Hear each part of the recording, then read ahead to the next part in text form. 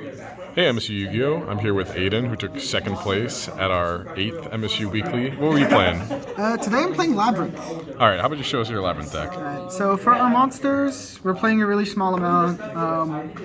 We're playing 3 Lady Labrynth. She's the whole reason why the deck's playable. She's a big asshole and is an unstoppable advantage engine if she gets to stick.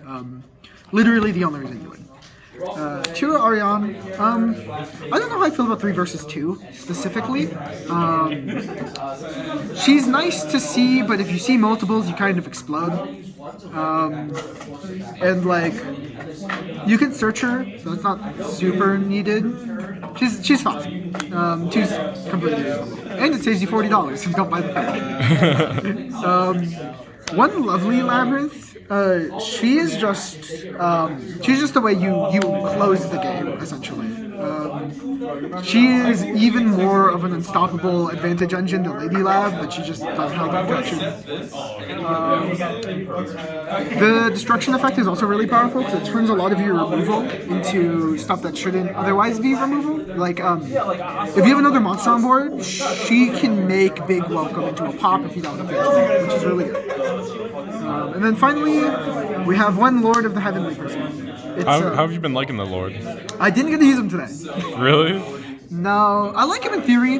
Like, you never want to see multiple, so you only really want to play one. But like, he's really powerful as one of. It beats a lot of things that are sighted into you. But I'm not sure how I feel about like him. He also like, if you get even lead, he gives you the follow up because he can set whatever you need off the one trap you keep. So it's like, it's not terrible. I like him in concept. I haven't had to use him in practice yet. Okay. Yeah, and that's it for the monsters. We're a trap deck and we don't want to draw too many, so we're keeping it low. On the topic of furniture, I think if you do play furniture, you'd want to be on like one of the chandelier and one clock. Stovey, bringing itself back to board, is not great, and for the chandelier and clock give you actually a lot of OTK potential, funny enough. Because you get them into rotation pretty easily, and then they give you a lot of shenanigans to get more Lady Labrynths on board during the battle phase to get lethal turns. But end of the day, it just, they don't do enough on their own, and it feels, a lot of the games where you do have the OTK, you've won the game already, because you break in the board and you have Lady Labrynths on board. So, that's the topic of furniture. Then for spells, we have our one Labrynth. It's the field spell. You never want to see more and it's searchable, so you only play one. And then we have a 1 Prosperity, 2 Extravagance. It should be 3 of this, but I'm poor. And then finally, 3 Dualities. It's just another way to filter for what we need. We don't super need to special summon on our turn, so Duality is perfectly fine. And then it's a really powerful filter effect. I've really enjoyed it today. That's it for the spells. Okay. Pretty low spell and monster count. Yeah. Well, we like our purple cards here. So first we're going to start with our Labrynth traps. We're playing 3 Welcome Labrynth and 3 Big Welcome Labrynth. Okay. They're both searchers for our Labrynth monsters that win us the game. Welcome Labrynth, you only really want to get like 1 or 2 in rotation ever. So normally Big Welcome has priority on searching. And then, but it's solid, it's fine. Big Welcome is just a huge amount of value on its own. It procs all of your Labrynth spell, or all of your Labrynth effects, because by bouncing it returns the normal monster. It's removal, because you can remove it from your graveyard. It's protection if they have things that pop on your turn, because you can just banish it to bring back your own dude. It's recursion, because you can bring back things from your graveyard. It does everything. But really, none of the other Labrynth cards are good, so don't play them. Don't play Fair Welcome or like Labrynth Setup. None of them do anything. And then for our removal traps, we have 3 Punishment. Card's insane. It does so much. It's very often 2-for-1 removal. and it's just insane. And then we have 3 compulsory evacuation device. It's just the best generic removal. Yeah. It hits anything. Outs Mirror Jade. Yeah, outs Mirror Jade without popping, but we really didn't care about that in the first place. Yeah. It stops a bunch of recursion. It hits face down cards after you set them off the next card, and it can protect our own pieces too. So it's just very, very powerful. It feels good seeing Compulse being played again. It's good. Yeah. And then this card is insane. I might bump it to 3. It's Terrors of the Overroot. I've seen some lists running this. Yeah. How do you feel about it? It feels so nice. It's a little bit awkward if you're playing against the Link deck. I played against Trap Tricks today, and it felt like, man, this Terrors doesn't do anything, but no, it does everything. It is simultaneously a piece of graveyard disruption and field disruption. Gets rid of anything. So if you don't want to get rid of monsters, I won a game today by terrorizing the back row, so they couldn't Gravedigger's Trap Hole me, and then use that to secure the game. That's awesome. Yeah, it's such a powerful piece of removal. It's insane. I love it. Do you think you're gonna bump it up to 3 in future lists? I don't know. It's post. If you go second against Kashtira, it feels terrible. Other than that, it feels pretty good. And then we have our Floodgates. We're playing 3 Skill Drain because all our monsters are big assholes. And it's just solid. Yeah. A lot of our effects proc Engrave and stuff too. So Fantastic. Big Welcome is not dependent on, Grave. You can also do some shenanigans too. You can normal summon Ariane, use Big Welcome in response, and then it's off the field by the time it resolves, so you can still get the search off Skill Drain. Okay. So it's not terrible. And then we're on 1 Rivalry, 1 Gozen. They're both good against different decks. Have you thought about running multiples of either of those? We have more on the side. Okay. Yeah. And then finally, 3D Barrier. The card's just insane in this format. The top decks are all 1 monster type decks. It's dead in the Labrynth mirror. It sucks, but it's still just so powerful and backbreaking and everything else that it's fine.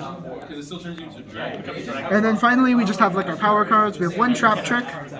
This lets us stay flexible. If we need to generic set something off Lady Lab, this is our most generic set because it gets us anything we need.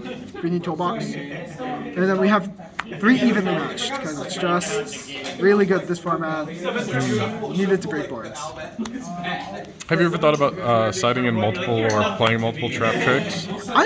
So you can just search the Trap Trick, and you don't really want to see more than 1. Okay. It's I don't know, it doesn't feel as impactful as it feels a lot of the time because locking you out of traps for the rest of the turn is just Yeah, if it's searchable too, you might makes as well. it Yeah. terribly terrible on operation chance, right? So yeah, that's our main deck. Our extra deck doesn't super matter. It's a punishment extra. So we have 2 Linda Rebound. This is how we beat Ibly. Do we already kind of beat Ibly by set 5-in? Shut up. And then we have our Dogmatic of Punishment targets. We have 2 Brucephalus 2 because he is a big boy. And then you can use him to send Garua, which we also have 2 of to draw. And then we have 2 Entis because Entis does Entis just pops on play. So these 2 make Dogmatic of Punishment always a 2-for-1, which is insane. It also being on a separate chain also makes Dogmatic of Punishment Disruption a lot weirder for opponents to play around because you can. If they have something that summons, you can just pop the thing they summon too. Yeah. Punishment there. And then we have 1 Meteorologic. This card I can't pronounce. It's solid. It also is an effect negation, so if you just need a generic negation, I was thinking about using it in the Trap Tricks matchup to turn off whenever the meet the trap dudes. Do you make it with the ladies? No, you just drop it. Oh, okay. It's a punishment target. Yeah, okay. And then Skull Knight, in case you did get the pop a little later. And then we have 3 cards. You could theoretically go into these 2. You're never going to. But theoretically, you can make Baguska, or you can make Dweller. And this is here because I used to be on a single copy of Waking the Dragon. I'm no longer on it, but I don't really have anything better to put in, so it's staying in there. It's just cards to be banished. And then finally 2 Muckraker. She's fine. You only should probably cut her down to 1, but she lets you turn really weird boards into a little bit more TK pressure by turning defense position Lady Labs into attack position, and gives a little bit more protection, but she's not insane. She's fine. She's fine. Play 1. You don't need to. And that's it for the action. Moving on to the side, it's really focused for cash, which we don't have a lot of cash plays. So firstly, Lava Golem's just really good this format. Round 3. It's just really good. It probably should be Sphere Mode, but just being able to play under it is fine. Sphere Mode's probably better though, because if more people are going for Kastura, the points where you would be able to Lava Golem, they're going for the YouTube combo, and you'd be able to Sphere Mode anyways. We have 3 Ash Blossom for to beat specifically Branded. And it's a fine sighting against other decks, but Branded's the really big matchup that's for. We're on 3 Solemns for when we go first. It came up today. I goes into Sword Soul player. They had 2 Cyclones. I had 2 Judgments. The game ended from there. Did you ever think about maining the Judgments? Not really. A lot of people aren't really maining spell trap removal, and you can manipulate your board to play through. If you sequence correctly, you can pretty easily manipulate your board to be able to play through evenly. It's just weird. You have to do really fucking weird sequencing to do it. Okay. It's not terrible. And then for the mirror, 1 Eradicator of Epidemic Virus, searched off Lady Lab and activated with Lady Lab. It both triggers all your lab effects. It also destroys the opponent. And then we also have a Harpy's Feather Duster to help the break even more. And then finally, we just have additional floodgates for going first. 2 more rivalries if our opponent's off to that. And then 1. So I don't own a second Gozen, so I have a Tikaboo. You don't own a second Gozen? No. Wow. Alright. Kind of cringe, I know. And then finally, 1 Imperial Iron Ball. For the cash? It beats cash, and it, funnily enough, hoses a lot of what Sword Soul's trying to do. Because, you flip this against Sword Soul, all of the Tenyis are turned off, Taya's turned off, Chi-Shao Effect Negation's turned off, Chengi and all of the level 10 Sword Soul monsters specifically are turned off. It's also just a little bit more diversity in your Floodgate lineup, right? Drawing 2 of the same Floodgate doesn't feel great. You flip this into evenly, your opponent explodes. But yeah, that's basically it. Okay, cool. Well, did you have any shoutouts you wanted to give? Shoutouts to Logan, Miles, and Cody, and Peter for hooking me up with all the cards I needed for today. And then, yeah, that's basically it. Alright, well, thanks for showing us your deck profile. No worries.